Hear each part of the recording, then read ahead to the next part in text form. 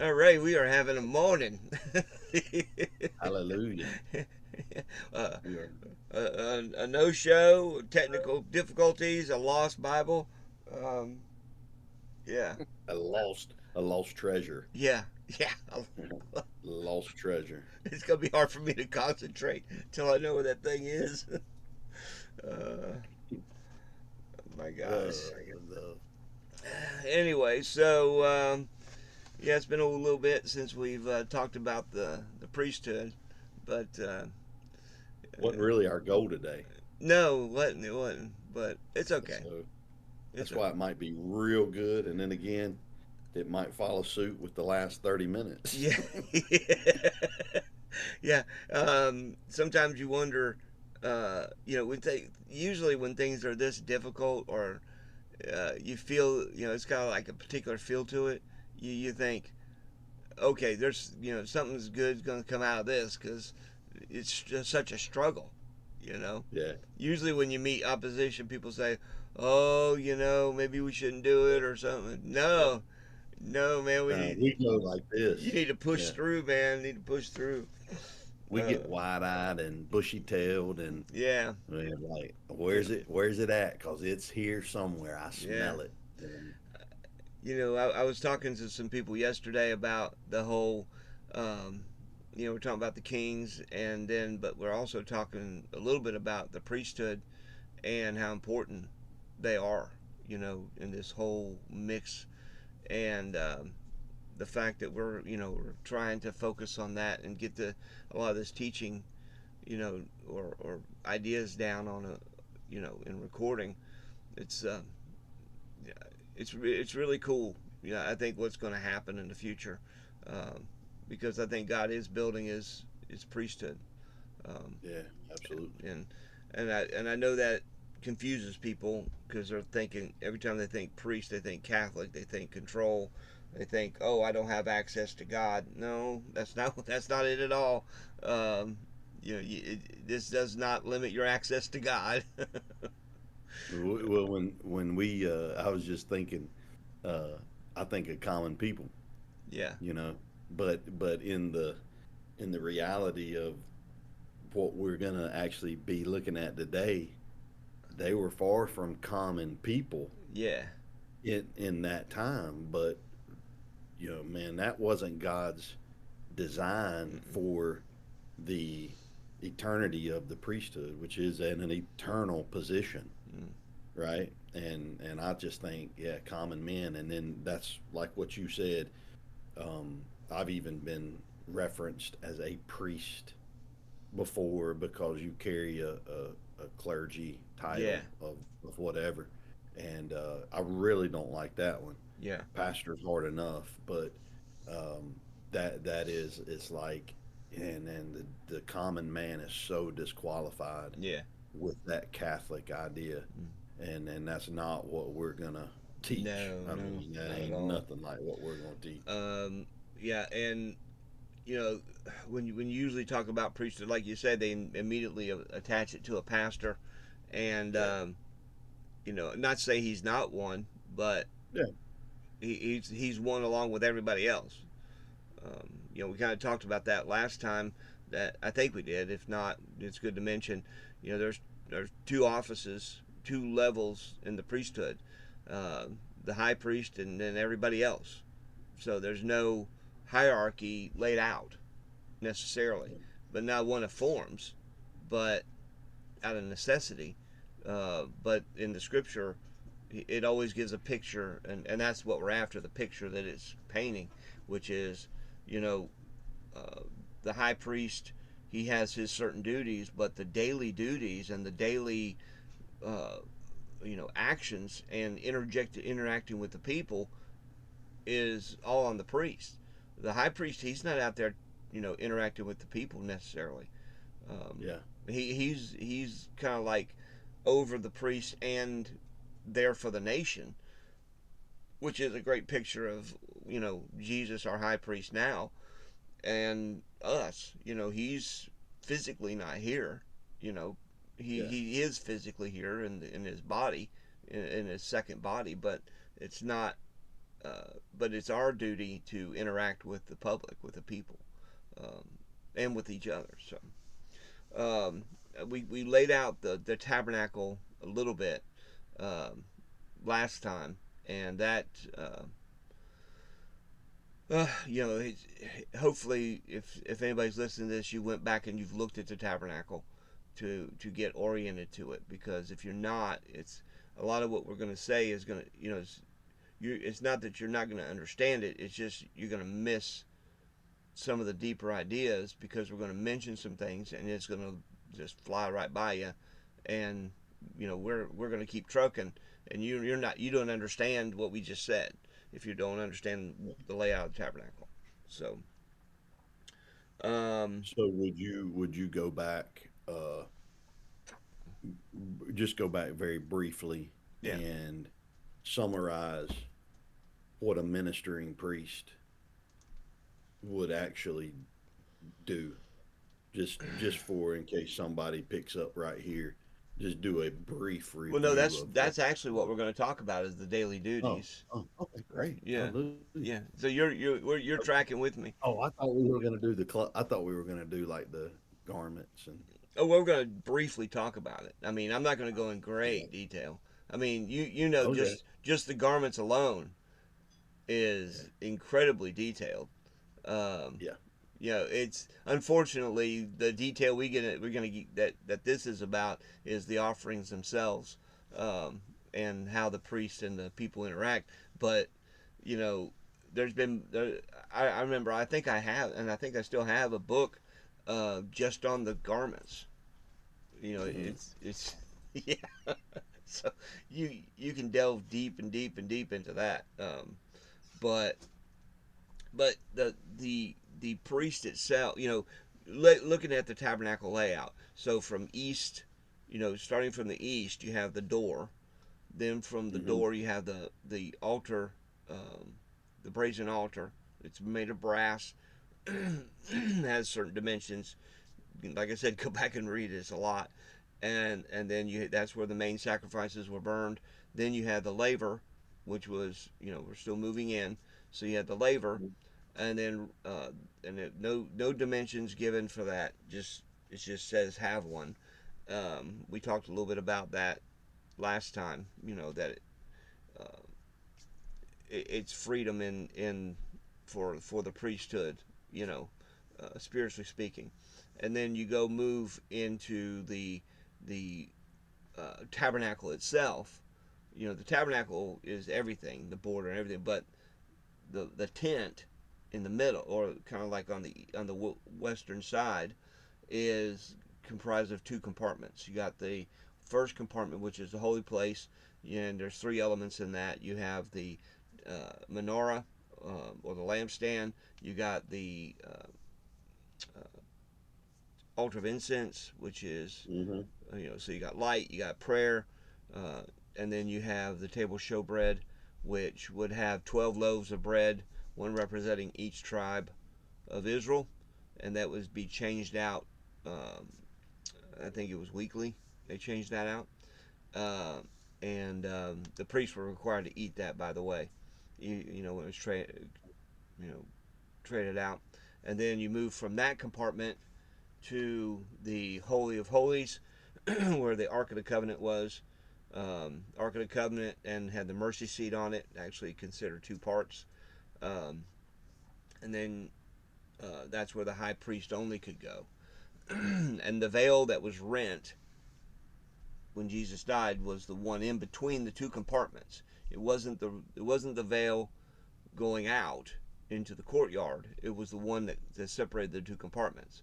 So when Jesus died, and at the point of his death, and the satisfaction of the wrath of God, the veil was rent, and now those two compartments are now one. So now, um, it's Jesus mixes metaphors in a weird way. In like he says, he talks about the light. If the light in you be darkness, Hmm. which is like what light? Yeah, which means he was looking at light inside you, or what guides you, right? And so the menorah, being a picture of light, Mm. should be lit by the Spirit um, of God. But now the presence of God invades your light. Is that a weird Yeah. way to say it? It's like they come together Yes. to make Right. one, Right. kind of like the idea of man and woman Yeah. in the marriage Yeah. covenant. Right. It's like the lights, they covenant together. Yeah. Exactly. Um, so that's kind of the layout of the tabernacle. So the priesthood, the priests themselves had daily duties, and they had daily things that they needed to do. Um, they had a function in the community. Um, One of the things about the priesthood was they have no inheritance. Um, they got no land, so this was the way they survived. This is how they got their um, you know By communing with the people, yeah, communing with God, being that communing with people. yeah, being that go between um, between God and man to facilitate worship. That's their purpose, to facilitate worship, because that's what the center of this is, worship. And uh, God gave them His tithe. The people would give the tithe to God, and now God says, no, I'm going to give my portion, my tithe, to the priesthood as an inheritance. And that obviously brings up a lot of questions I'm not going to answer today um, about tithing. Um, but his family, Remember our track through that. uh, I remember our little track through yeah, that a yeah, couple years ago. yeah. We'll leave that we'll leave that heresy for another day. Um, Let me bring something up real quick sure. too, um, and I'm kind of from Leviticus, but that idea that like for the listener that's on the outside of this, Hmm. looking in, desiring to know a little more about this picture that we see all throughout. Literally, the majority of the Old Testament Hmm. is. It seems like the Old Testament is grafted into this system, and that system being Leviticus, literally the word and the idea in Leviticus 1:2 of or korban or offering Hmm. means to bring close.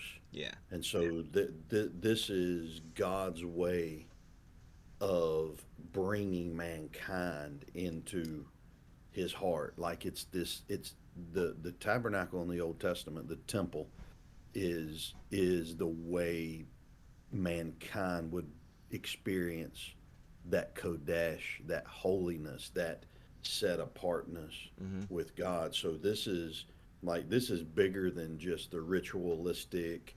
Oh, I got to get my sins forgiven. Yeah. I've got to like it's, and Right. then we as kings and priests Hmm.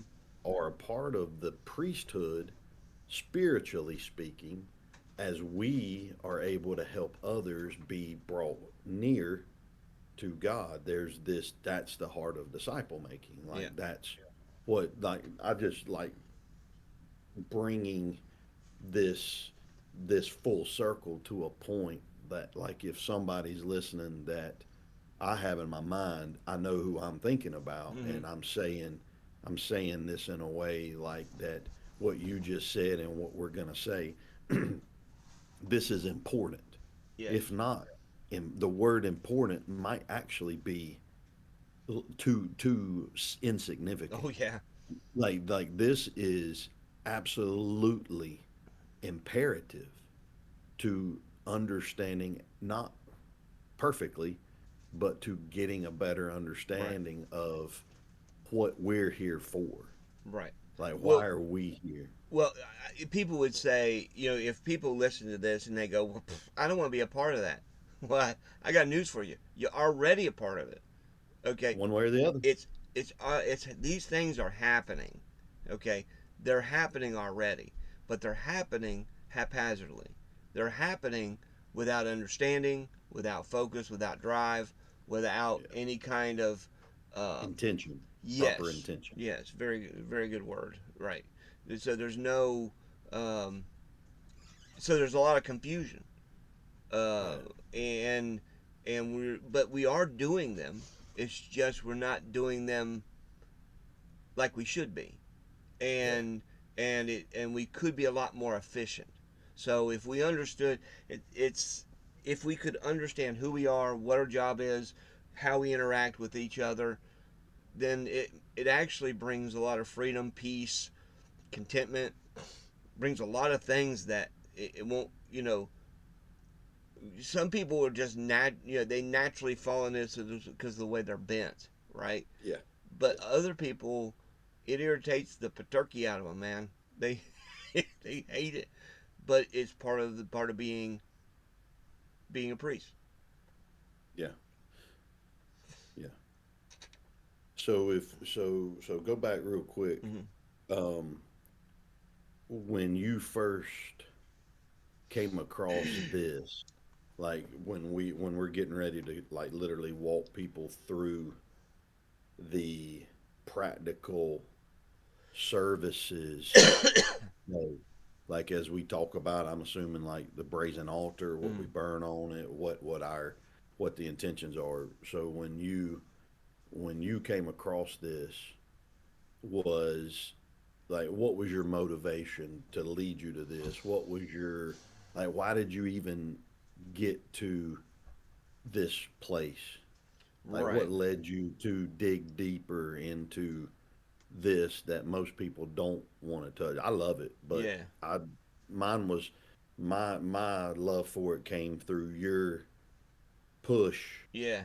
to the kind of like what I'm doing with Kingdom Yeah. right now. Like that's all it's like you found these things as you Yeah. dug.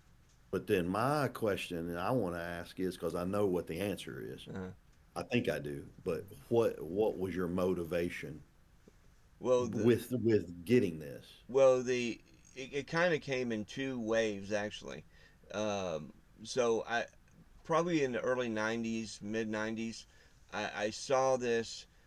I recognized the tabernacle as a picture, as three different pictures, which I think we've already said it is Yeah, you have. You have. picture of heaven, picture of Jesus, picture of us, right? So when I Mhm. saw that, I was like, "Ooh, this is beneficial, so that you can recognize who you are, how you function, right, and how we need to work in our tabernacle every day."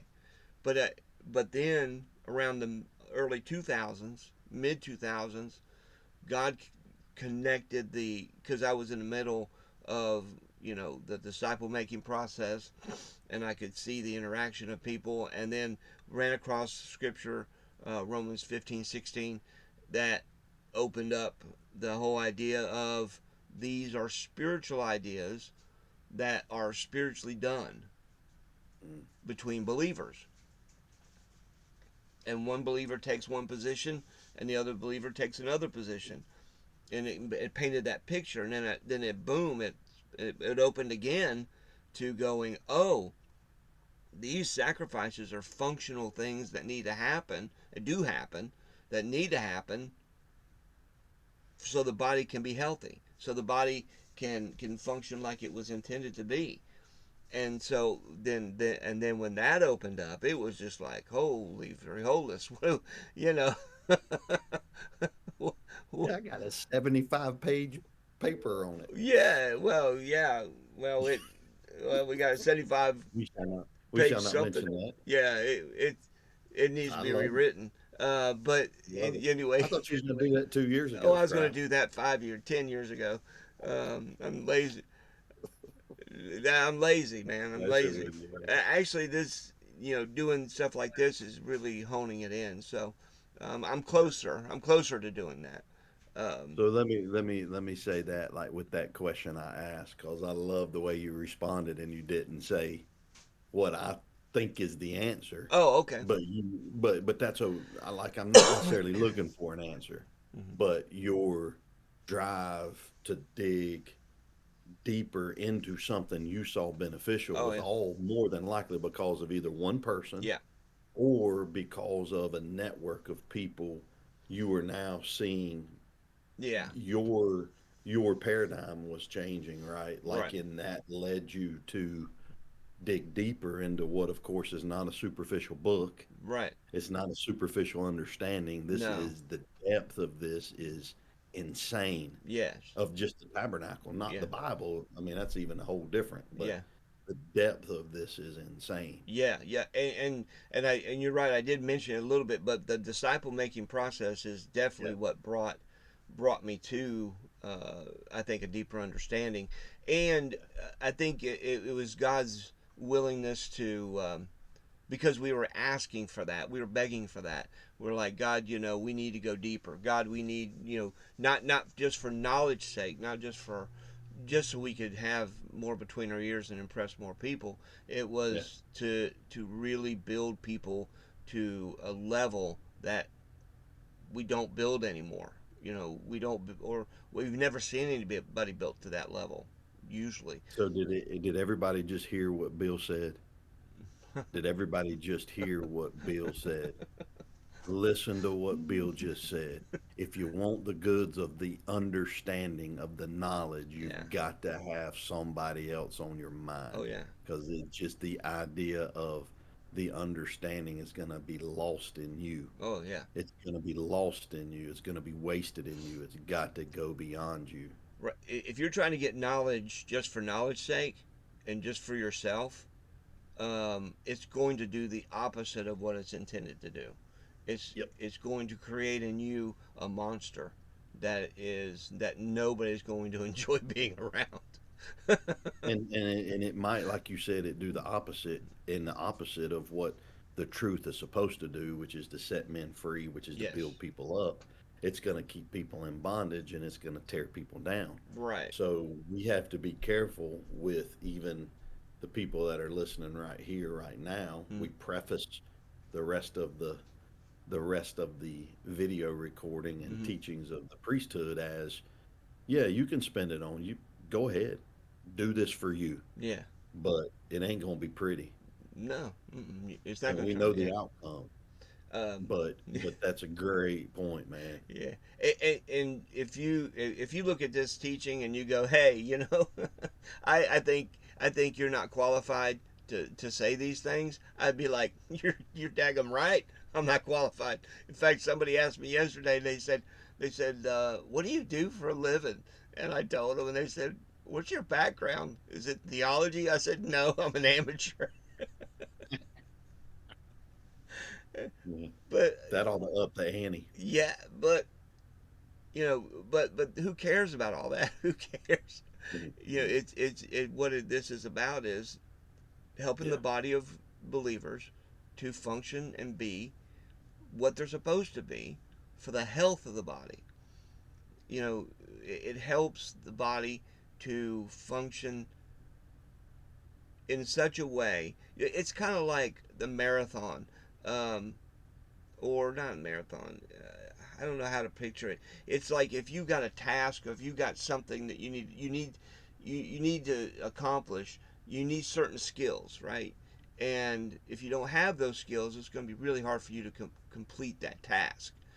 Uh, exactly. and Good, and Lewis. and if you don't study these things and get these things under your belt and practice them, and so it's kind of like an apprenticeship in a way.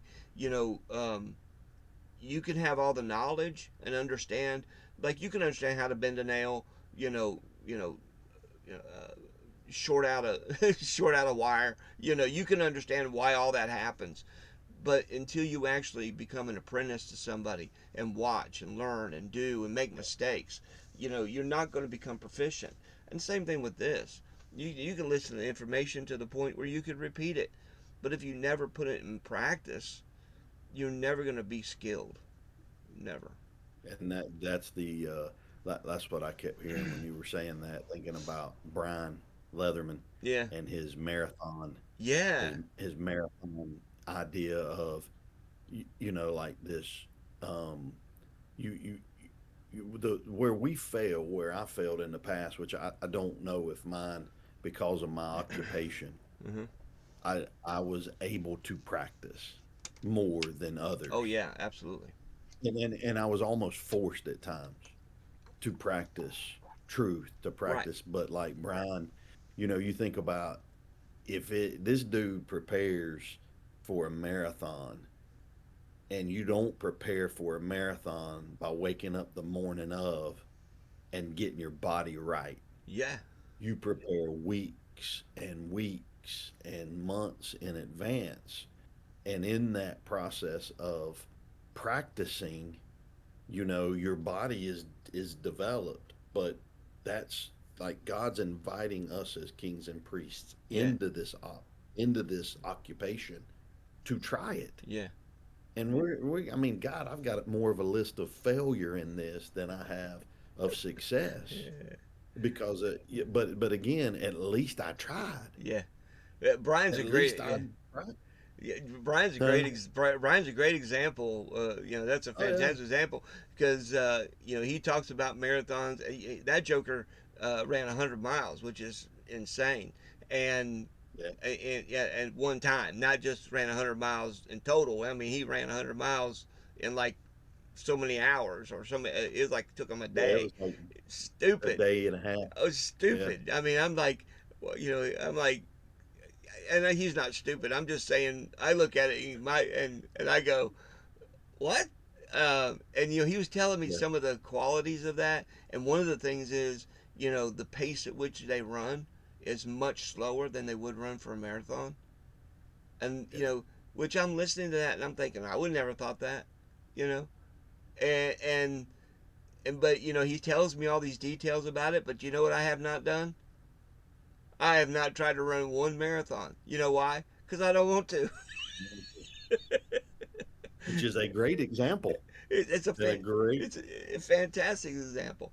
Uh, but in this, you can have all the knowledge but not put it to practice, and it's not going to make sense. Yeah, yeah. yeah. That's a fantastic analogy. Um, so, what are the daily duties? We understand where he's working. So what does he do daily that but even before somebody shows up. Okay, so this is what. Yeah. So let's say that it's your time in the tabernacle because they would go in courses, so you wouldn't always be on duty. Uh, Like Zacharias when John the Baptist yeah, was proclaimed, he was on his course yeah, he was on his duty. course, and they drew lots to see who did what because there was no hierarchy. It's not like, oh, I'm a priest and I only do this. Oh, I'm a priest, I only do that. No, you had to know every job in there, but not every because there were so many priests. Not everybody could serve at one time, and the same goes for the body of Christ. We're not always on duty. That doesn't Mm, mean that we shouldn't always be ready, but there's seasons, there's times when we seem to be more on duty, right?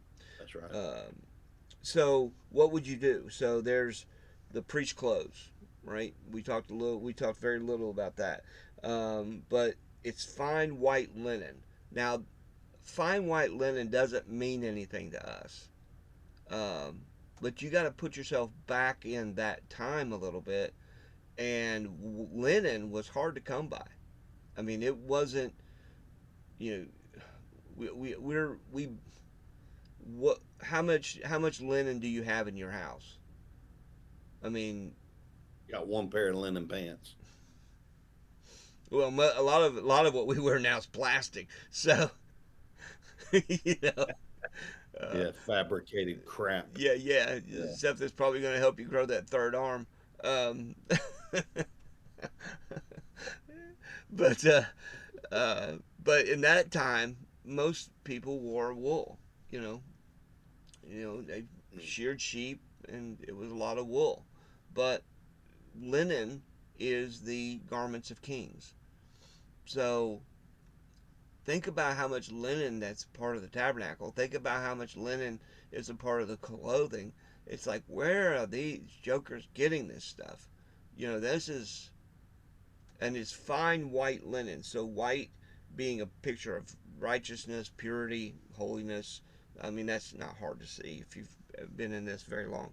So, it's a picture of a kingly priest. So there's a king aspect in this, but it identifies him as a servant.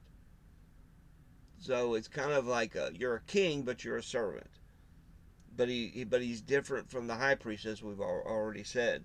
Um, but it really is a good picture of a believer and his identification. So you think, ooh, I've got these white linen, then I need to really pay attention, to my holiness, and make sure I uh,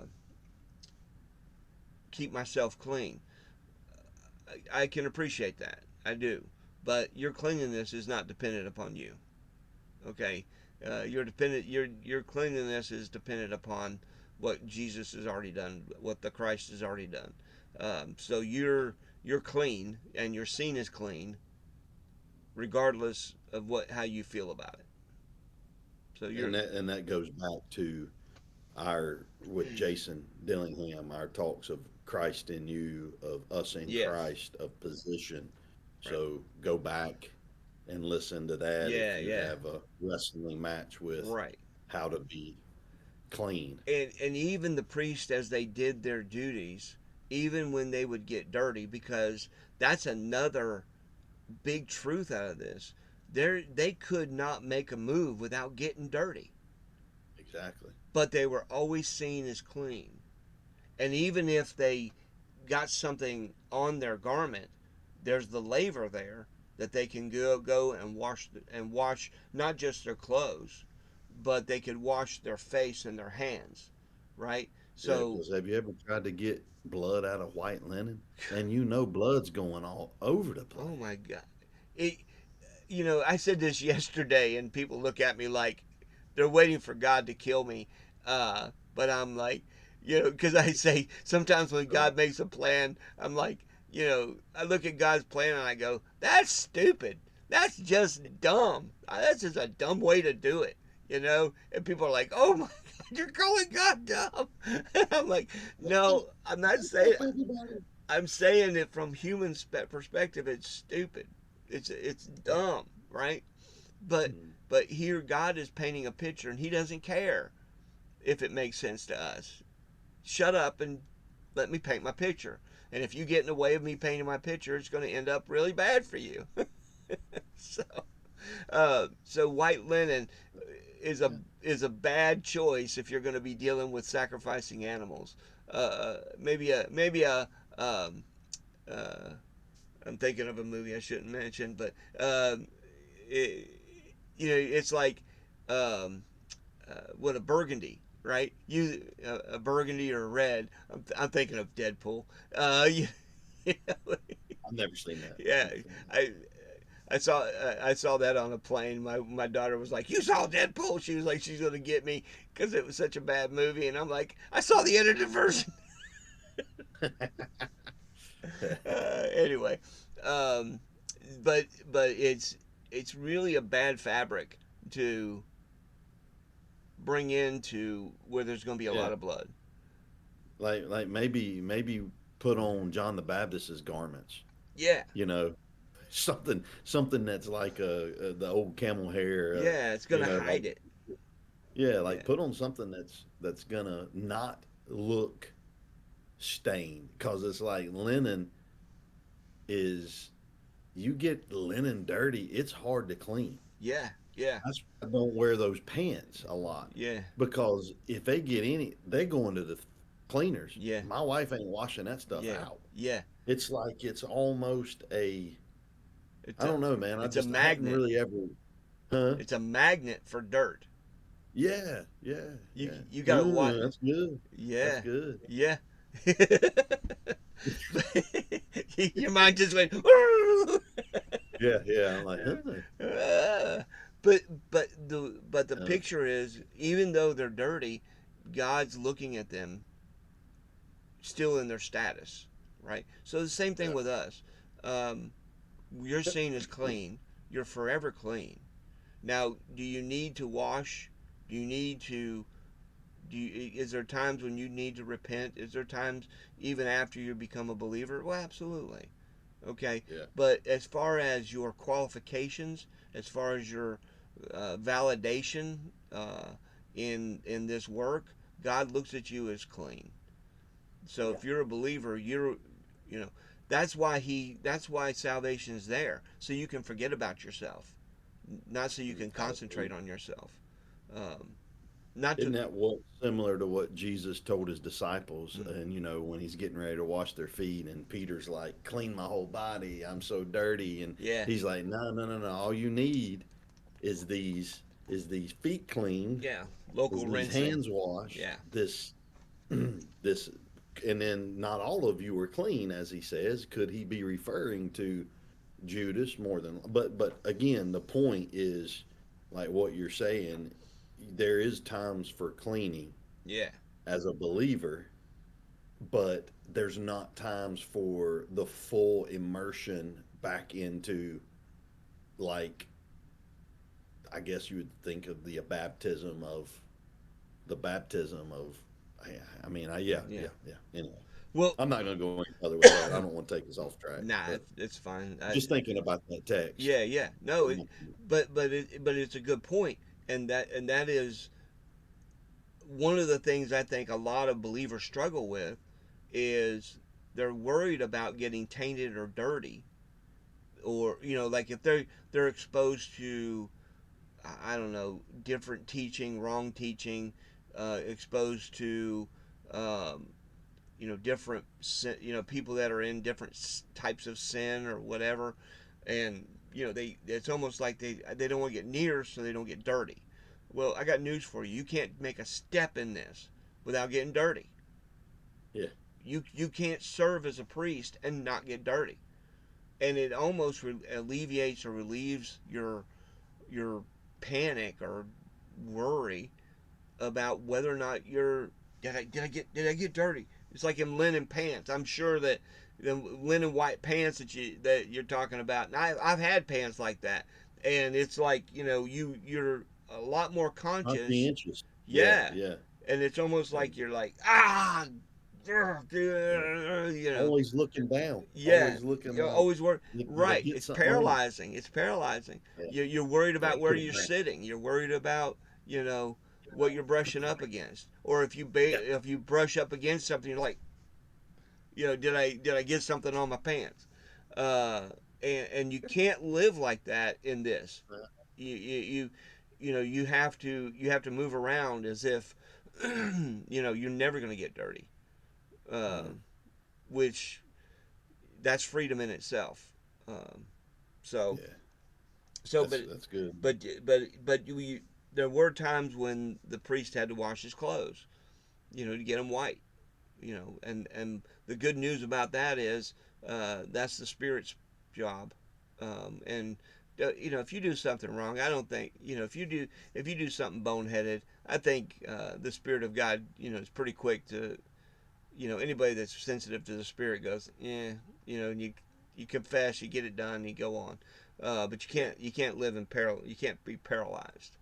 yeah, So, yeah. It's kind of like speak to just briefly speak to the freedom of the bring Galatians 5, oh yeah, and it just briefly like bring that into the conversation about what we were just saying about yeah. the Well, uh Galatians 5:1 is for freedom yeah, you were set free. yeah, Or it's for freedom's sake. You are supposed to be the epitome of freedom, and Paul's looking at the Galatians going, and people have put you back under rules. They put you back under bondage, and you've accepted that as like you're going to redeem yourself. Well, now that you're trying to redeem yourself, and you think you're going to, uh, I'm paraphrasing, obviously. Uh, now you're saying that you can do this without the blood of Christ. yeah, No, no.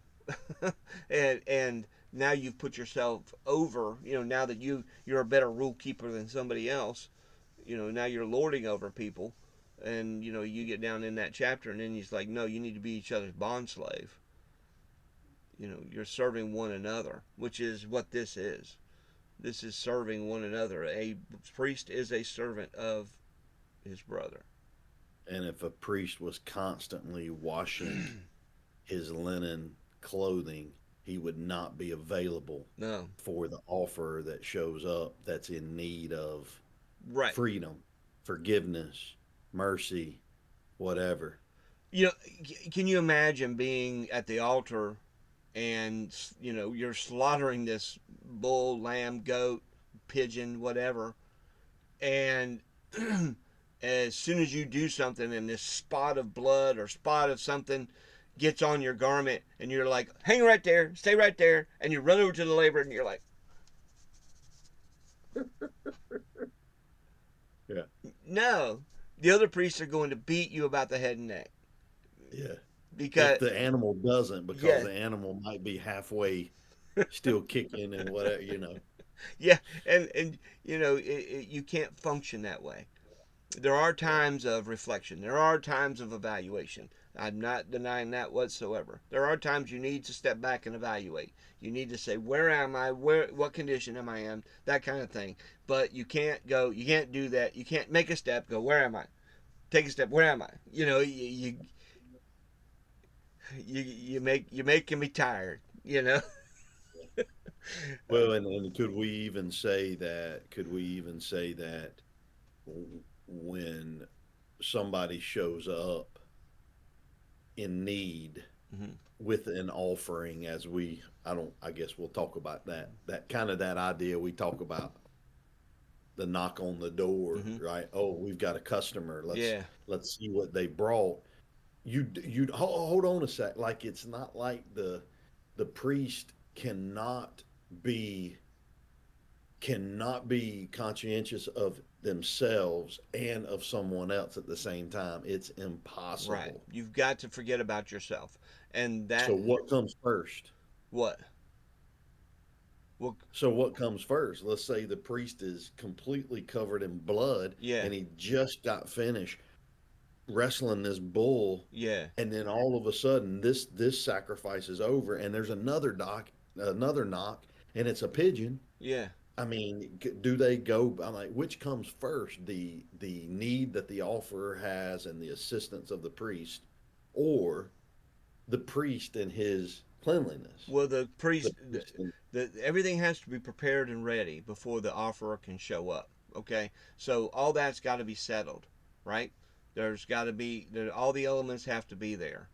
The priest has to be in his garments. The priest has to be in a certain condition, and then he can operate. He can function, and then there comes times that after he's done his daily duty, then it's a re-examination of okay, all where right. he is. So there's a constant there's a constant self evaluation, but at the same time, an awareness of why you're Yes, evaluating yourself is because somebody else is going to show up. right.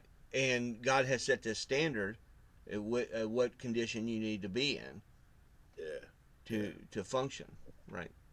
Um, yeah, that's a good point. Um, but he had daily duties in the tabernacle that he had to do, which means that he had to be trained. So you're not going to know how to do this on your own. I mean, you have to be trained. Somebody has to show you. Somebody has to instruct you. And like I said, it is a type of apprenticeship. All right. So there's the brazen altar had to have wood on it. That was the priest's job. Wood's a picture. It's a symbol of humanity, right? So what fuels the judgment? And you got the brazen altar with fire. So you got brass, you got fire. That's definitely a picture of judgment. What fuels the judgment of God? Well, man does, because of man being fallen. When Adam's sinned, he brought judgment of God or the wrath of God upon all men. Um, so there's the brazen altar. There's wood. There's certain things he had to do with the ashes, and that comes in play later. Very important. Um, but the fire is representative of the presence of Jehovah. So when the tabernacle was originally built and put into place, God rained fire down, right, on it rained fire down on the altar, and He started the fire, which means Mm. God is the author of the judgment, not man. So God didn't want man kindling that fire. So they would, part of the, yeah, especially with the tabernacle, part of the priest's job was to collect some of those coals from the fire, put it in a pot, a smoking pot. We see that picture a lot. Yeah. We hear this thing, heap coals of fire upon somebody, right? And we think, oh, good, yeah, we get to, vengeance, yay, we get to burn somebody up. No, that heaping coals of fire is a picture of God. So it's saying is, if you bring them into the presence of God, that's heaping coals of fire on their head.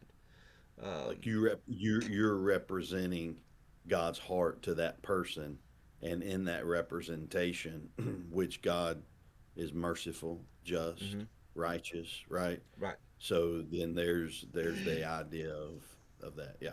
Yeah. So then, if there was nobody that came to the tabernacle, like if nobody came to do any sacrifices, there would still be sacrifices because there's a morning and an evening sacrifice that the priest was responsible for performing.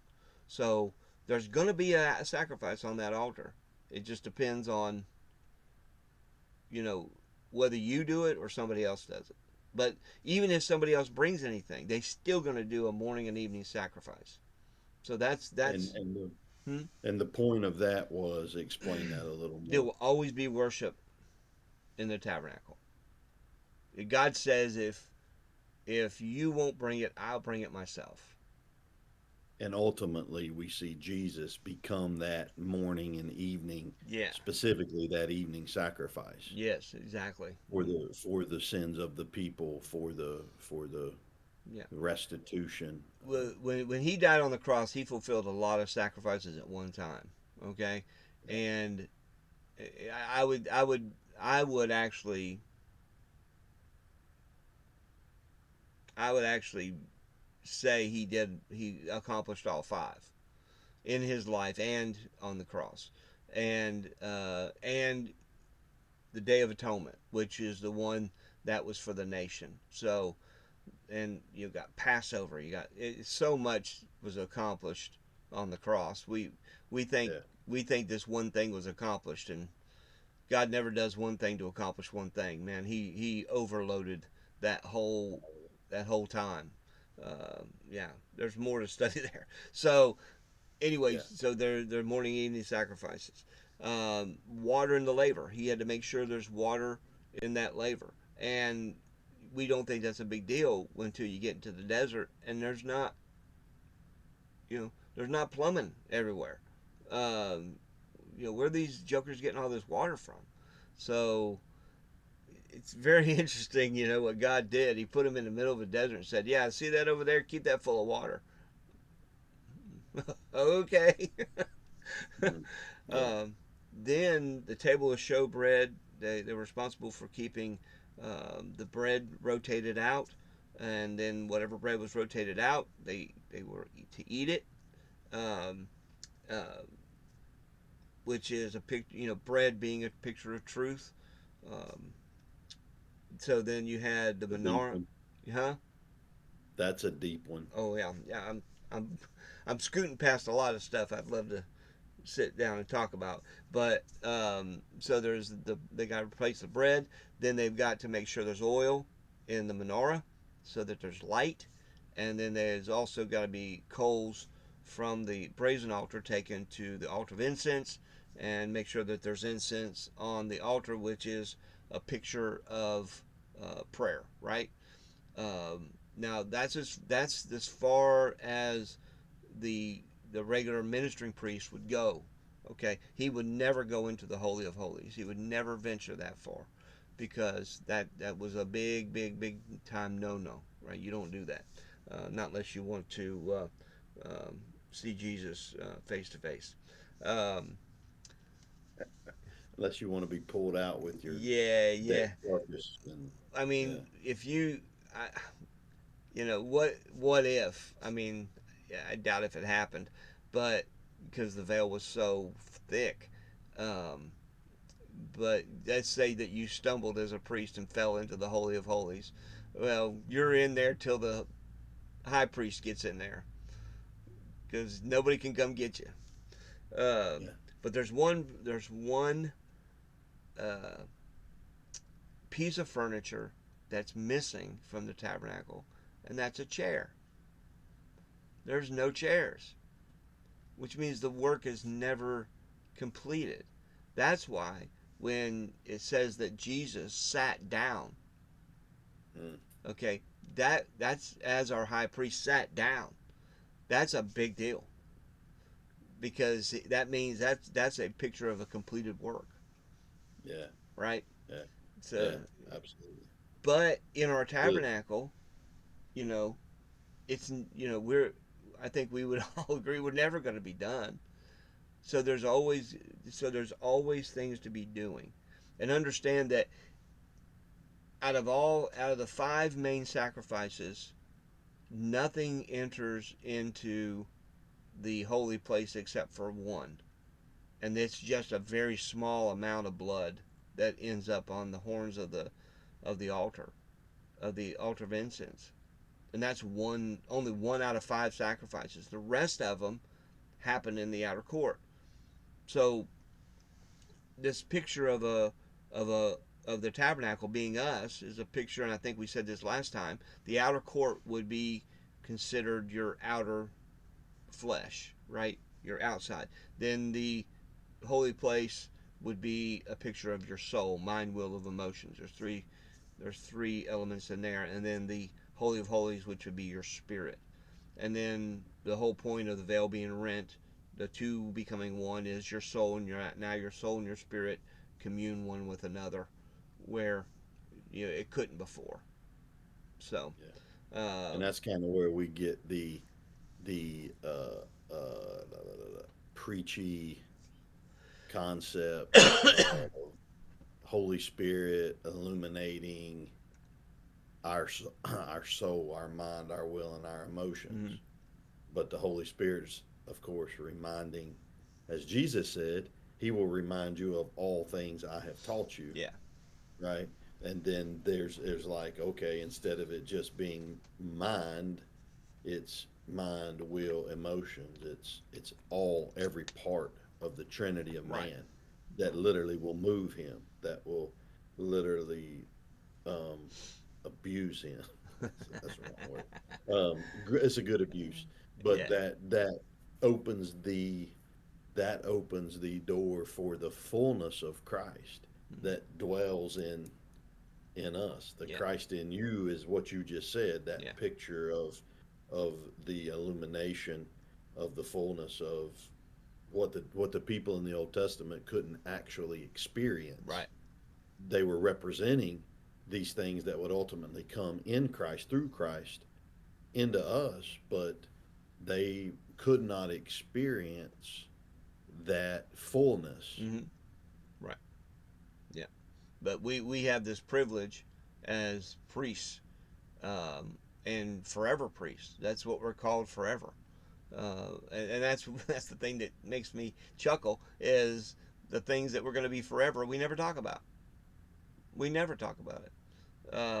Kings and priests, we're going to be that forever, and we just mow right by it and don't even think to, to stop and investigate what that means.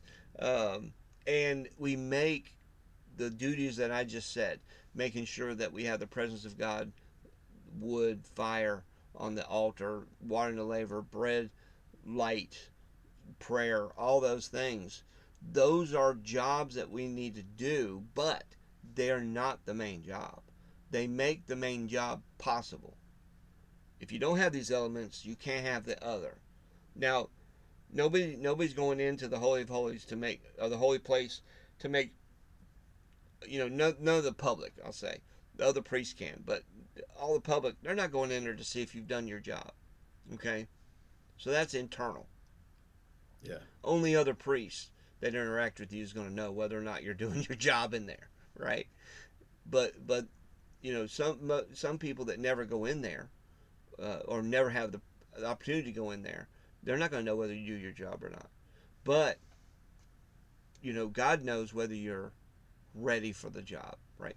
So, but don't make the maintenance the job. It's kind of like sharpening your tools, or cleaning your tools, or keeping your tools in good working order. Um, that's important, but that doesn't get buildings built. That doesn't get crops planted, right? I mean, it's almost. Have you ever seen in movies where the army, you'll have this requisition, or this clerk that's over a warehouse, and people come in and they go, hey, I see you have three of these things, and I need one. And the guy goes, well, Right. I can't give you one. And he goes, why? He goes, well, if I give you one, then I only have two. And he's like, yeah, but I need one. He goes, yeah, but I've got three, and I need to maintain three. And like, wait a minute. If I don't have this, I can't do my job in the army. I understand. But I need to have these just in case. In case of what? Just in case.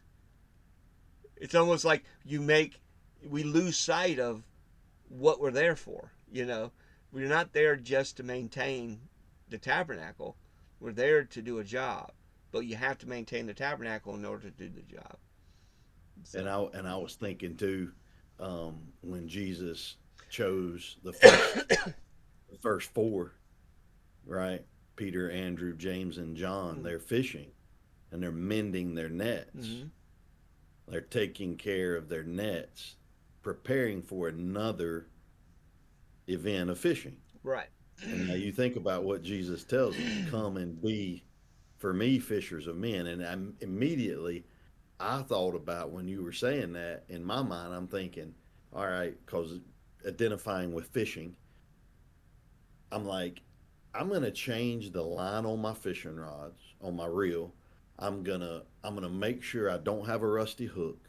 I'm gonna make sure what I'm using to catch fish is going to do the job. Right. Like, I'm going to maintain for the point of catching. Right. And then, you're like, Jesus is inviting those disciples Yeah. into this new ministry of being fishers of men. And that's, I now see that that even could be synonymous Yeah. with the priesthood and with the kingship. Yeah. Is you bring these together, and man, they line up very well. Yeah, can you imagine going out on the water, and you got all your gear and everything, and somebody goes, well, Derek, aren't you gonna fish? And you're going, like, if I throw that hook in there, it'll get rusty. Yeah, yeah, yeah. I'm not And gonna who throw. knows what I'll catch in I, that net? I'm not gonna throw. No, I'm not gonna throw my hook out there. I'm gonna sit here and try to catch fish. Well, how are you gonna catch fish unless you throw it in your hook in the water? Yeah, but I don't want Yeah. to mess it up. People they'll put you in a nice warm jacket and take you Top, down the top, road. yeah, top block onto your ankle and pitch you over the side of the boat like they did Jonah. Exactly. Uh, but the purpose of these duties, the drive of these duties is to do the job. The duties are not the job. Okay, and Yeah, it is different from the high priest. So we can't confuse. We don't want to confuse those. The high priest had particular job to do, and the priesthood was important to that. Um, let's see. So it's a picture of abiding. It's an active abiding. You know, it's abiding but not sitting. hmm. Okay, it's actively abiding, and rest. It's like, how frustrating is it to go to a job and not know what you're supposed to do? Highly frustrating. I've been at those jobs. People are like, they give you no training, they give you no instruction, and then they fuss at you when you're standing around. Well, what did you expect me to do? Yeah. I don't know what to do, and it brings anxiety, right? Well, this it brings rest to your soul, Mm. right? Because you know what you're supposed to be doing.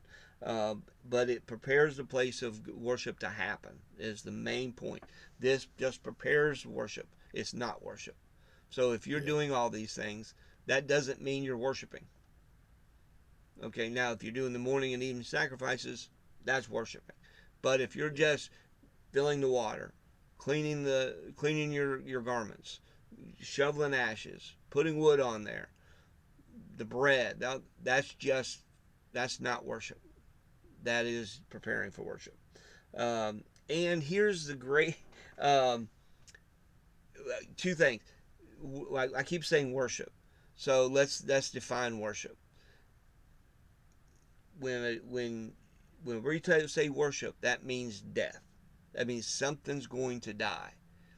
That's the only way you can worship is by something dying. So singing and all that's great. I'm not saying don't do it. I'm not, but it's not the worship we're talking about.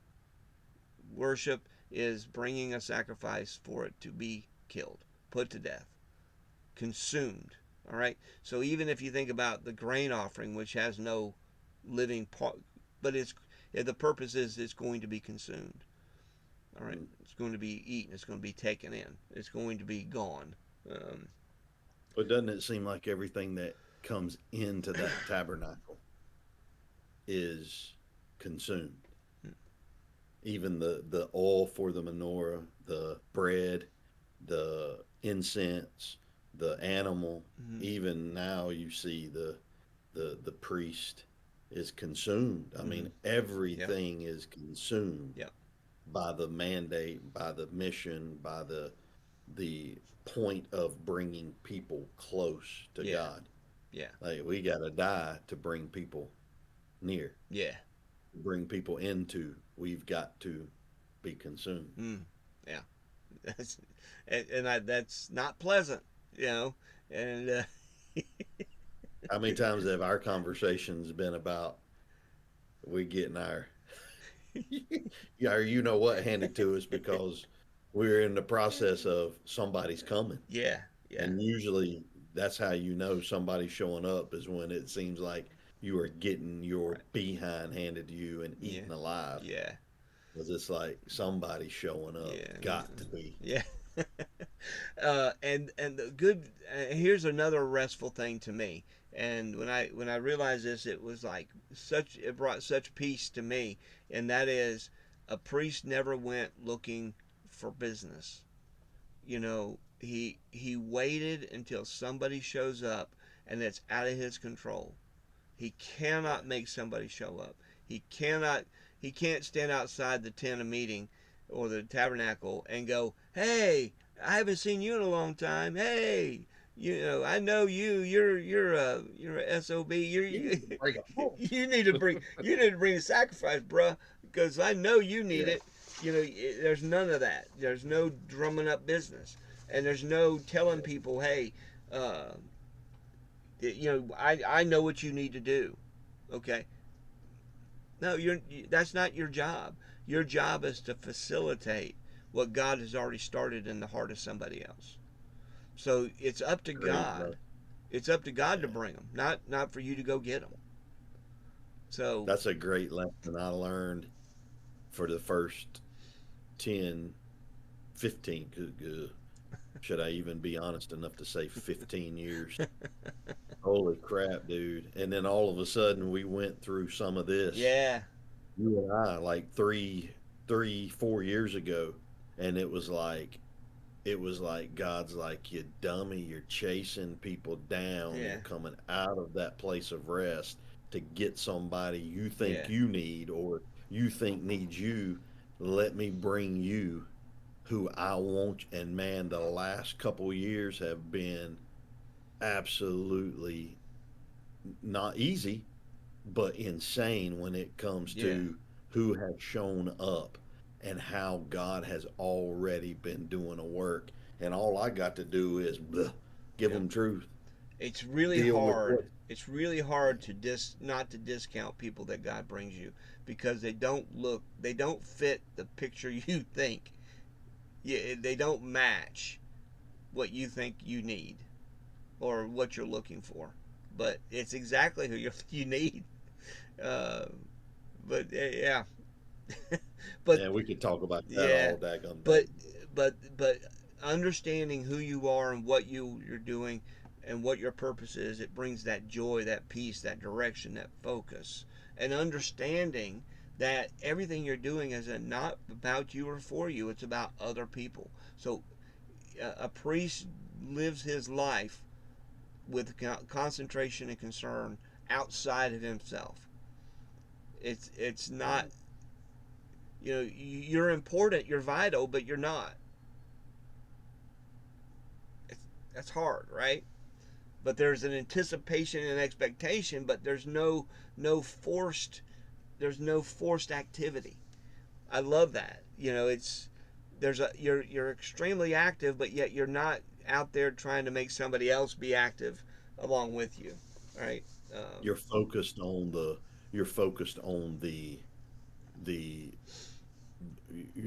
I mean, you're focused on the mission. You're focused on what is like the tabernacle, and you're focused on being ready for the next customer. Yeah, Like you're focused on that, to where maybe that's the point of getting something like oil and a flame and bread and incense. Maybe that, because it's always got to be renewed. yeah, It's going to end unless you continue right, to do your responsibility. right. It's going, and then how, and I know this is a whole nother side. Go to the Kings. How many times do we see that temple at that time shut down for business because of the evil, selfish intention of the priesthood? Mm, I mean, we and the king. yeah, Like, dude, we've looked at that for yeah, in depth amounts of this thing could end. Like, it could be in a way shut down yeah, due to self righteousness, right. selfish You ways. lost the point. Yeah, Yeah. we get the point of what this is all about gets lost, and God says, "Hey, if you're not serious about this, I'll shut it down." And then you'll go into a desert, a spiritual desert, and then you'll yearn to come out of that, right? Uh, but Yeah. the way that God has formed worship is so cool to me. Um, where it starts out with Him, right? Then he it goes to the heart of the worshiper, and he puts it in the heart of the worshiper to bring a sacrifice. Okay, then the worshiper will go to his flock or go to his what he has, and he'll choose something to uh, he'll choose something to take to the tabernacle. At that point, and he'll set that aside. He'll put it like a pin or something off to the side to make sure it doesn't get hurt or blemished. And at that point, that animal's dead. That animal is gone. I mean, it's as good as dead. It's not dead, but it's dead. In the mind of that worshiper, it's checked out. It's not a part of the flock anymore. It's gone. Now this is completely out of sight of the priest. The priest doesn't even know this is happening. All right. So this is a great picture of how we interact with people in this. So as God, and then at some appointed time, the worshiper brings the offering or sacrifice to the priest.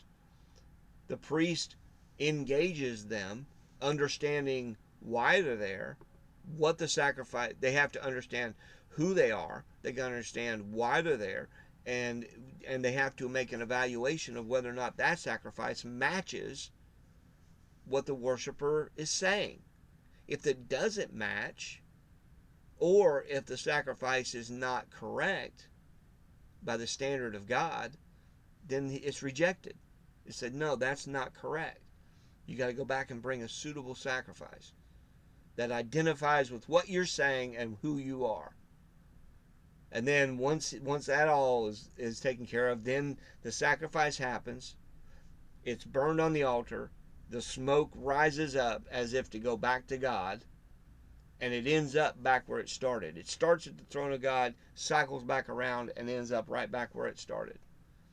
But it can't be done without the priest interacting. Is that complicated enough? Well, I mean, I'm just sitting here thinking, well, even for the astute listener, you know, the person leaning in right now, it's like that's we can't see that a lot by just reading the text. Mm, Like you yeah, maybe it goes back to that idea of Jesus and the parables, Jesus and teaching the kingdom. It's like these things are hidden. It's like these things are mysterious, and they are. Like there's mm, zero doubt in my right. mind that Jesus made it absolutely almost impossible to understand what he's teaching. And you look at it and you're like, well, why would God make it so difficult to see this? And again, I'm thinking like, dude, it's a you come in Yeah. to this. You come in, you as the offerer, you as the offerer, right? Like you come in as the offerer, you come in as the priest, you come in as you come in as the uh you come in as that representation of someone in need, right? Mm-hmm. Like I'm not trying to and maybe I am in a way trying to explain what you're saying, which is unexplainable because the only way it can be explained is to just try to get in, to Yeah. do it, to Yeah. be a part of it, Right. and then the explanation is clear, but the process is the same. Like nothing has changed. Even Right. you go back to Adam and Eve, nothing's changed. Yeah. That God is still drawing men near Yeah. in the exact same way that he is here and now. And that process I just said happens all the time today Yeah. in the body of believers. Um, and like you say, why did God why did God bury this stuff? You know, so you know, but we looked at like in Peter and said these are spiritual. You are a spiritual house with spiritual sacrifices. You know, so these things are valid. By New Testament standards.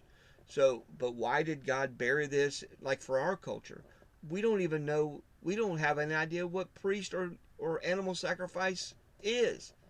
If you started sacrificing animals today, PETA would be at your front door, about ready to arrest you, and your neighbors would be trying to hurt you for killing animals and burning them. Well, and look at how paganistic, is that even a word? Look at how paganistic Yeah. that even was, because back in those days there were pagan nations doing Oh yeah. sacrifices before, possibly records show, possibly before God ever like set this system up. Yep.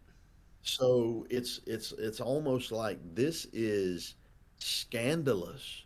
This could be mysterious. This Mm-hmm. could be a hidden kind. And I know there's other networks of so-called Christianity that Yeah. use this hierarchy as a means for their cultish ways. I'm not going to go into Yeah. all that, but the point is that again, I think like we sum this up, and we sum this up with um you have got to be invited by God into this realm. You've like, I'm thinking about when Marty showed up. Mm-hmm. Like, man, what an example for me at that moment over a year and a half ago when I was frustrated. People had left me, man. Mm-hmm. Like, dude, I was in a desert. You know that. That Yeah. was like, rough. And I was like, man, where's my guys? What's happened? What have I done wrong? And I'm like, and then I start getting settled with what I wasn't settled with, which is I just need to make sure I'm ready when Right. God brings that person. And dude, there is zero doubt that that was an absolute divine encounter Mm-hmm. between me and Marty, and Mm-hmm. he sees it, he understands it because of where he was, and at that moment I was like, I, somebody's gonna show up. There's Yeah. got to be. There's got, and it's the man that God wants me to have. And he's not perfect. I'm not perfect. But Right. again, it goes to show you that it does bring rest. Yeah. It's This thing huge. brings rest. Yeah, and it does, and it brings freedom and rest. Yeah, and that's if anybody presents this and it doesn't bring freedom and rest, then either you're you're misunderstanding something, Yeah, or the person is trying to put you under bondage. Like if you ever feel like I'm trying to put you under bondage, then that's wrong, because I'm not yeah. trying to put you under bondage. But You're like that all the yeah, yeah, yeah. So, but but to think about this process and what it accomplishes time. is, off the chart. Now, does that mean that you can't go to God on your own? Absolutely not. That's not what I'm saying at all. But there's certain aspects of a believer's life that you cannot accomplish without assistance. Yes. And God has structured this to as has structured this system, if you want to call it a system. He's structured this system so that we have to interact with one another. See, he doesn't want any lone star, lone ranger island Christians or believers. I use the word Christian, but believer. He doesn't want that type of person. He wants us working together. He wants us interacting with one another. So we we have to we have to understand who we are, where we are in this. You know, sometimes I'm the offerer as a believer, bringing, and I need the assistance of my brothers Yeah. and to help me facilitate this, right? And other times I'm on the other side, right? And other times I'm just a spectator. And sometimes I'm the person that's brought to the party, right? I get to just participate, Yeah. and enjoy it alongside of everybody else. So so it's not like I'm trying to put myself in a position where you have to come to me. Uh, Yeah. no, that's not it. I'm That's trying. bad for you and bad Yeah, for the it's bad on both yeah, sides. because I don't want to manage. I don't want to manage anything like that. So I'm thinking, man, I got to I got to get I going. know. Um, so Hebrews 4:16. Uh, I've never. I mean, I say I've never. I'm not even going to list the amount of times I've talked about this, taught this, spoke on this, but this text makes a ton of sense. uh, Now, let us therefore draw near. The idea of the offering in Leviticus is mm-hmm. to bring near, right? Let us therefore draw near with confidence to the throne of grace, that we may receive mercy and find grace to help in time of need. Mm-hmm. Now, how selfish do we use that text? Mm-hmm. Think about how selfish we are with, he's our high priest. We have this need. Yeah, Let's go to him for, and I'm not saying that's not needed at times, but you get something from the throne of grace, mercy and grace to help who in time of need. If you're the priest, he's the high priest, then obviously the grace and the mercy you're getting is to go and meet the offer that's going to show up in the. yeah, You see how it just yeah. changes everything, It man. does. Yeah, and it'll change Hebrews for sure. When you Yeah, understand this. great book with Yeah, this. Great book. Well, I'm gonna let you go, man. Holy cow! What did we say? This was what did we say? This was going to be a good one based on God's. Yeah, I think it was fabulous. yeah. It was gonna That's be our good. opinion. Good because it was such a wrestle to get going today. Yeah, All right, yeah. so we'll pick up. What do we? Huh? No, I was just going to say where are we at time wise? Um, how long are we gone? Yeah. About an hour and 20. Okay. Yeah. Not Yeah. bad. I was. It feels like felt like 5 minutes, but Yeah, that's good. Um, so we'll pick up next time. We'll get into the offerings and we'll start breaking down each offering. And so Leviticus chapters 1 through 7, we'll be dissecting those over the next however many sessions. And salivating, yeah, brother, man, yeah. It's salivating. good stuff, man. It'll change your life. It kind of goes along with that quote from that movie Young Guns. Billy the Kid, I'll make you famous. All right, Yeah. man. See ya.